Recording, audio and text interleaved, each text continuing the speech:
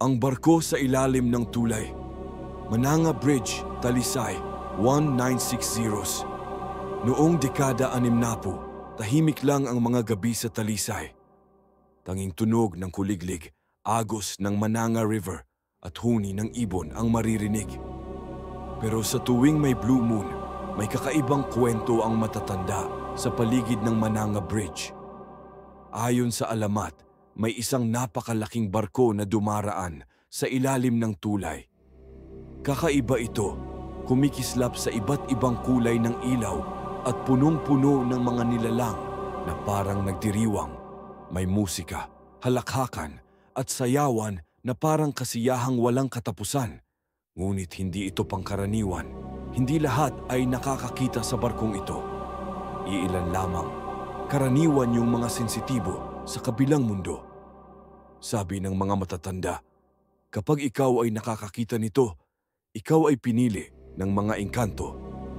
May kwento ng isang matandang babae, si Aling Cora, na minsang naglakad pa uwi sa gabi. Pagdaan niya sa Mananga Bridge, narinig niya ang masayang musika. Pagtingin niya sa ilalim ng tulay, nakita niya ang barko, napakaliwanag, tila lumulutang sa hangin. Ngunit habang tumatagal, napansin niyang hindi normal ang mga tao sa loob. Mapuputla, walang anino, at mga matang walang kinang. Biglang lumamig ang paligid. Nagdilim ang ilaw sa tulay. Pagtalikod niya, wala na ang barko, wala ring musika. Kinabukasan, may marka sa braso niya na parang kamay na malamig ang haplos. Simula noon, sinabi niyang hindi lang ito kwento.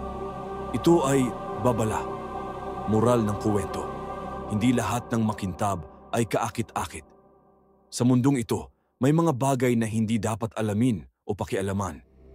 Minsan, ang pagiging mapagmatyag at marunong lumayo sa tukso ang makapagliligtas sa iyo.